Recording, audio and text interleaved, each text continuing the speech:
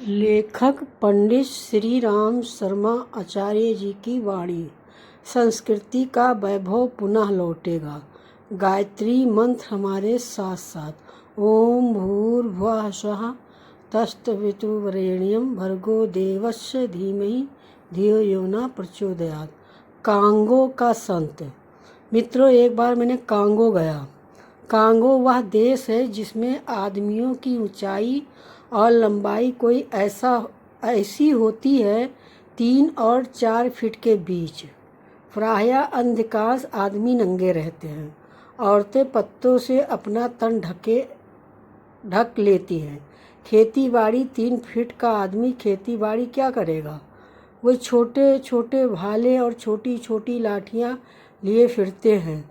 इन्हीं से बेचारे मेढक मार लेते हैं। चूहे चिड़िया इन्हीं को जाल में फंसा लेते हैं और भून भान कर खाते रहते हैं, घूमते फिरते रहते हैं। इन गरीबों के पास ना पैसा है, ना दान, ना दक्षिणा का साधन है। उनके बीच में स्विट्जरलैंड के एक पादरी 40 साल के काम कर रहे थे। वे वहीं डेरा डाले हुए पड़े थे। उन्होंने उन लोगों से कहा कि ईसा एक भूली हुई भेड़ को जो भटक गई थी कंधे पर रखकर लाए थे। तो ये भूले हुए पिछड़े कुछ लोग हैं जिनकी हम सेवा करने आए हैं। अब हम यहीं रहेंगे।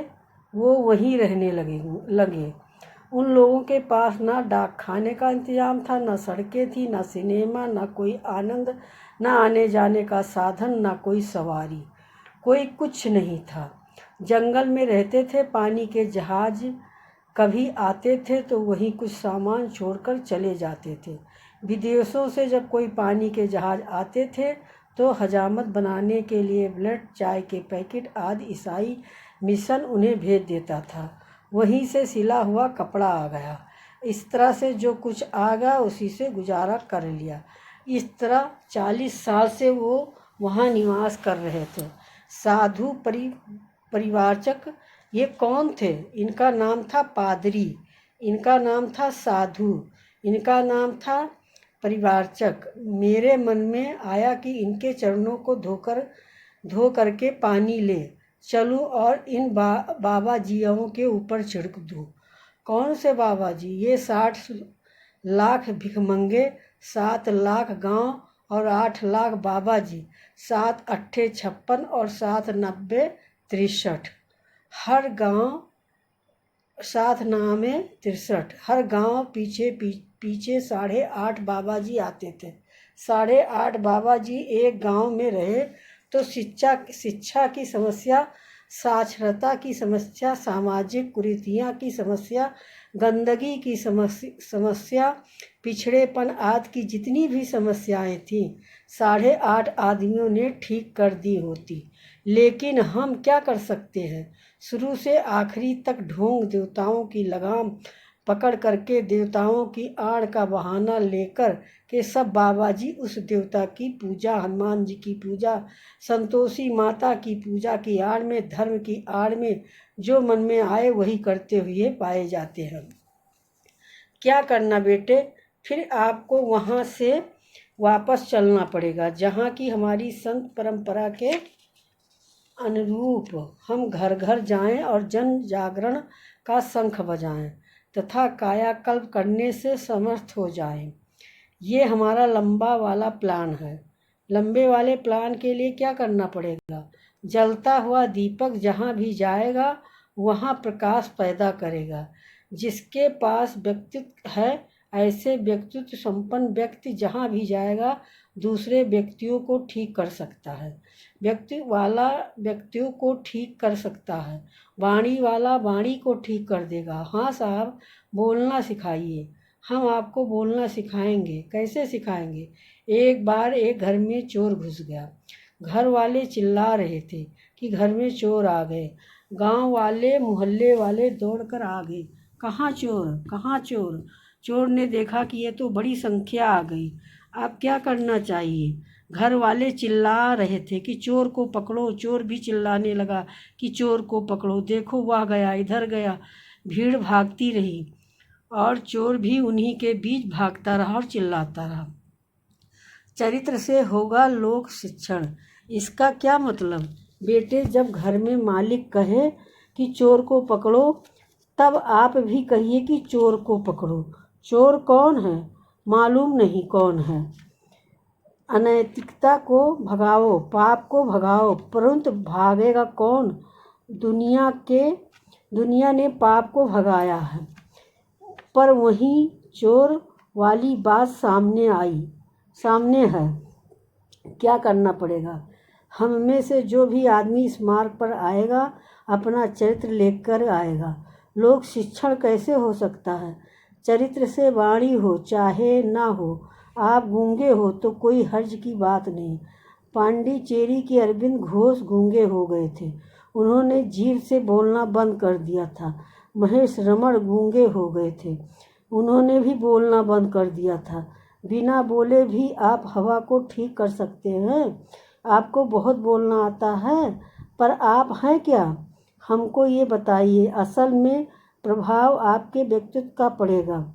जिस काम के लिए हम आपको भेजना चाहते हैं, वह आपका व्यक्तित्व और चरित्र करेगा, और कोई चीज़ नहीं कर सकती।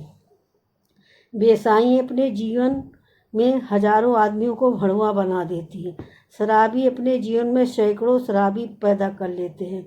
जुआरी अपने जीवन में 900 नए जुआरी पैदा कर लेते हैं, क्योंकि उनका चरित्र, उनका बोलना, उनका वचन और कर्म दोनों मिले हुए हैं। और आप अपनी ज़िंदगी में एक संत पैदा न कर सके, एक भला आदमी पैदा न कर सके, एक सज्जन पैदा न कर सके, एक राम भक्त पैदा न कर सके। क्यों?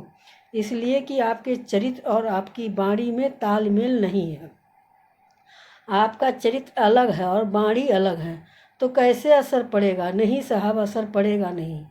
बेटे, तेरा असर नहीं पड़ेगा। अंकुश का नाम है तप। अगले दिनों क्या करना पड़ेगा? अगले दिनों परिव्राजक योजना का शुभारंभ कर रहे हैं, जिसके लिए पहली बार आप आए हैं, जिसका आप श्री गणेश कर रहे हैं। आपको श्री गणेश करने वालों में शामिल किया, सौभाग्य दिया गया। अगर ये योजना चलेगी तो क्या होगा? भावी योजना के बारे में मैं आपको बता रहा हूँ कि इसमें हम ये प्रयत्न करेंगे कि आदमी को तपस्वी बनाएं। तपस्वी से क्या मतलब है? आदमी को धूप में खड़ा करेंगे, धूप में नहीं खड़ा करेंगे। उसे अपनी हवस और अपनी कामनाओं पर अंकुश लगाना सिखाएंगे। तब इसी का नाम है। यही धूप में खड़ा होना है। आदमी अपने आप अपनी शैतानी और अपनी कमजोरियों से लोहा ले। भीतर वाला कहता है कि हम तो यही करेंगे, और बाहर वाला कहता है कि हम नहीं करने देंगे। इस तरह तो जद्दोजहद होती है, और जद्दोजहद में जो लड़ाई लड़नी पड़ती है, उसी का नाम तप है। आपका व्यक्तित्व ऊंचा उठाने के लिए आपको जो बुरी आदतें पड़ी हुई हैं, उन बुरी आदतों को तोड़ने के लिए, बुरी आदतों का दमन करने के लिए आपके ऊपर अंकुश लगाने पड़ते हैं। उनकी रोकथाम करनी पड़ती है। उसी का नाम है तप है। उसी का नाम तप है। नहीं साहब, तप करने से भगवान प्रसन्न हो जाते हैं। बेटे, तप करने से भगवान नहीं मिलता है। इससे भगवान प्रसन्न नहीं हो जाता। केवल होता ये है कि तप करने से हमारी गंदी आदतें छूटती हैं। बस जितनी गंदी आदतें छूटती जाएंगी, उतना ही भगवान प्रसन्न हो जाएंगे। नहीं साहब, खाना नहीं खाएंगे तो भगवान प्रसन्न हो जाएगा? क्यों? अगर तू खाना नहीं खाएगा तो भगवान को क्या मिलेगा? इसलिए क्या है बेटे, जिस भावी तपस्वी जीवन की योजना को हम कार्यान्वित करने जा रहे हैं, वो हमारे रजत जयंती वर्ष की सबसे शानदार योजना है। हम अपने इसी कुटुंब में से हजारों की तादाद में परिवाचक निकालेंगे। उनकी क्या विशेषता होगी? पहली विशेषता होगी उनका तपस्वी जीवन, जिसकी झांकी हम कल करा चुके हैं, जिसके बारे में हमने कल केवल लोकाचार और मर्यादा वाला हिस्सा बताया था, दृष्टिकोण वाला हिस्सा, अतरंग वाला हिस्सा नहीं बताया था। आपको अपने भीतर वाले के किस तरीके से तोड़ फोड़ करनी पड़ेगी, ये स्थायी विषय की बात है। और ये तब की बात है जब आप हमारे पास रहेंगे, तब हम आपके भीतर वाले हिस्से को हथौड़े से तोड़कर फिर नया ढालेंगे। ज्ञान बनाम व्याख्यान। मित्रों, अभी तो हमने मर्यादा बताई ही थी, शिष्टाचार बताया था, लोकाचार बताया था, पंचशील बताए थे। वह केवल मर्यादा थी, कानून थे, व्यवस्था थी। ये केवल कानून व्यवस्था के अंतर्गत 5 बातें बताई थी। वह चरित्र संशोधन नहीं था। चरित्र संशोधन के लिए नियमों के लिए हम आपको दावत देंगे और कहेंगे कि आप आइए, हमारे साथ रहिए, हमारे वातावरण में रहिए। फिर क्या करेंगे बेटे? हम आपको ज्ञान देंगे। कैसा ज्ञान देंगे? ऐसा जिससे कि आप लोगों को सलाह दे और सलाह दे सकने में समर्थ हो सके। आप लोगों की सलाह नहीं दे सकते, अभी आप लोगों की सलाह नहीं दे सकते, व्याख्या तो कर सकते हैं पर सलाह नहीं दे सकते। अभी जब आप सलाह देंगे तो गंदी सलाह देंगे, गलत सलाह देंगे। अभी आपका भीतर वाला हिस्सा जब किसी को सलाह देगा तो कैसी सलाह देगा? जैसे आप हैं। आप बढ़िया सलाह नहीं दे सकते, क्योंकि सलाह के समय में आप स्टेज की बात भूल जाएंगे। स्टेज पर खड़े होकर बात कहना अलग है और सलाह की बात अलग है। हमको सलाह देने वाले चाहिए, सलाहकार चाहिए। हमको वक्ता नहीं चाहिए, सलाहकार चाहिए। हमें सलाह देने वालों की ज़रूरत पड़ेगी, वक्ताओं की ज़रूरत नहीं पड़ेगी। आप गंदी छाप छोड़कर जाएंगे। इसलिए क्या करना चाहिए? सलाह देने लायक आपकी अकल कैसे विकसित की जा सकती है, कौन सी परिस्थितियों में क्या सलाह दी जा सकती है और किस तरह से दी जा सकती है, ये सारा का सारा शिक्षण ब्रह्मा विद्या कहलाता है। हम आपको अगले दिनों ब्रह्मा विद्या भी सिखाएंगे और ब्रह्मा विद्या सिखाने के साथ साथ तपस्वी जीवन जीने तथा बाहर समाज के कार्य करने के लिए भेजेंगे। नहीं साहब, पहले भेज दीजिए। नहीं बेटे, पहले भेजने तो मुसीबत आ जाएगी। पहले आप जाएंगे तो जो चीज़ आपके पास है वो बिखरते हुए जाएंगे।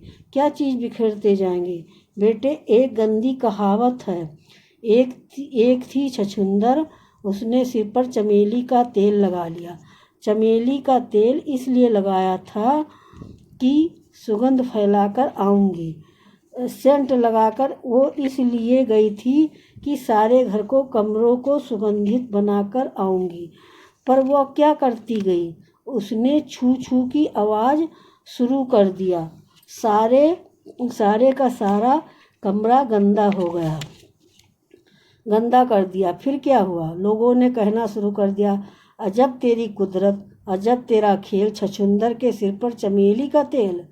छछूंदर कौन है? हम और आप जहाँ कहीं भी जाएंगे छछूंदरपन फैलाएंगे और उसके ऊपर गंदी छाप छोड़कर आएंगे। अपने रहने के बाद जब वह वहाँ से चलेंगे तो वो परंपरा छोड़कर आएंगे, वह किस्सा छोड़कर आएंगे, वो कहानी छोड़कर आएंगे, वो स्मृतियाँ छोड़कर आएंगे, जिसमें आदमी याद करता रहे कि किसी और को बुलाना हो तो बुला लेना, पर गायत्री मंदिर की वान परिस्थितियों को मत बुला लेना। हर आदमी परिवाचक। इसलिए मित्रों, इस समय हम नया प्रयोग आरंभ करते हैं, क्योंकि इस समय हमको बहुत जल्दी पड़ी हुई है। क्या जल्दी पड़ी हुई है?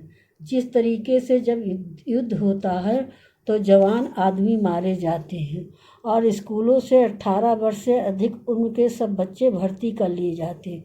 उनको 15 दिन में निशाना लगाकर सिखाकर मिलिट्री में भेज दिया जाता है कि जाइए दुश्मन का मुकाबला कीजिए।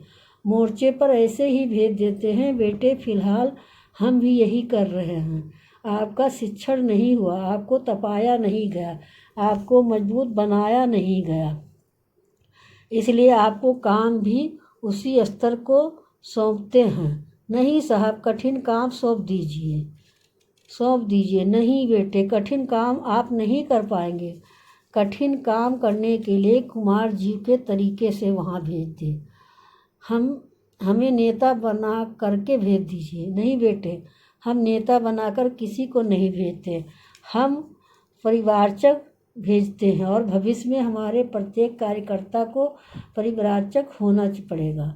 हरेक को हम परिवारचक बनाएंगे। मिलिट्री में जो व्यक्ति काम करते हैं वो सभी मिलिट्री मैन होते हैं।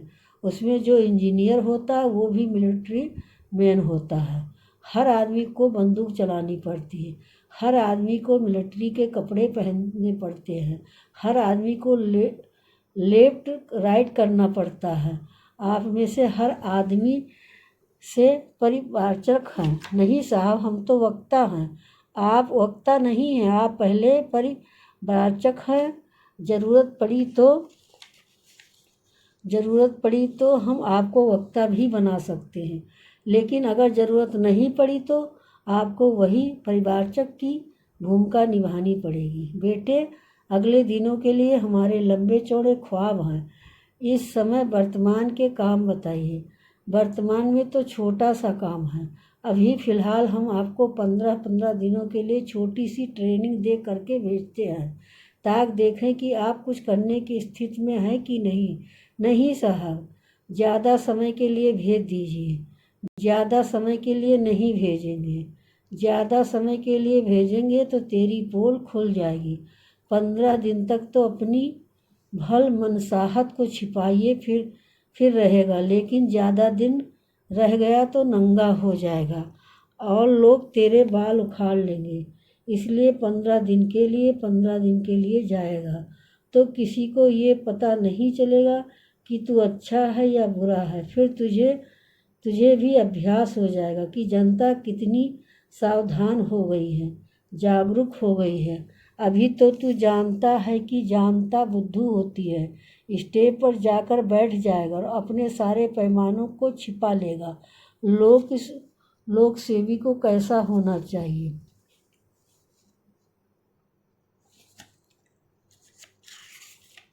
कैसा होना चाहिए?